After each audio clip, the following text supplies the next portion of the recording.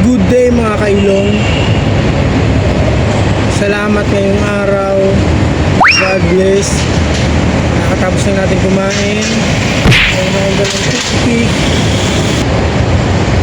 Sa mga nangyari, tuloy pa rin. Ito pa rin. Lumalaban. Para sa pamilya.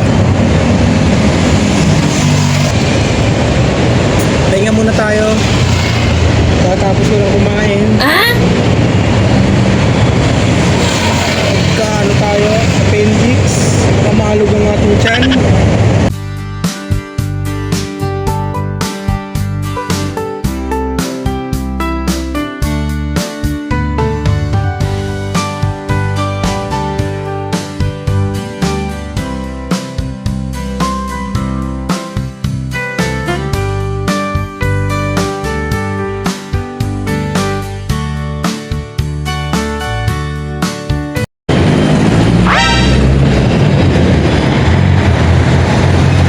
At yun, good day mga kailong.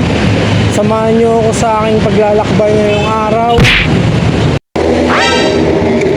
Ano mang problema ang dumaan, solusyon ang kailangan, hindi negative. Solusyon. Yun. Unti-unting nababago ang ating routine. Maraming nagbago. Katigil natin ang alak. Tigil natin kumain ng mga karne. Nagbawas ng kanin.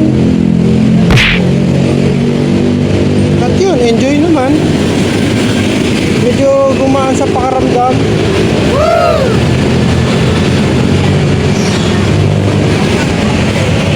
Tapos konting stretching. At soon, makakapagbalik din sa training ko. Good luck! Trip, trip, trip. Yo, Trip lang. Trip. pakinggan nyo to. Bakit? Trip, Trip lang. trip lang. Halika na narang madali lang talaga. Pangako pagkatapos humihinga ka padali na pare magliliwanag na kung di ka sasabay maiiwanan ka. Ang isip ay wag na gawing pang dalawa dahil isa lang ito. Ang gusto lang naman ito ay maging masaya. Para di ka mabato ay iwasan mo kung pananatili sa isang lugar. Ibig ko sabihin ay huwag ka papasakop sa takot, wag ka papasakop. Kapag nangate, di ka matito isipin mo. Hinipan sa lahat ng karanasan mo dito sa mundo. Bilang tao, gano'n pa rin hindi nagbago. Pinakamasaya yung di pinlano. Kasi pag di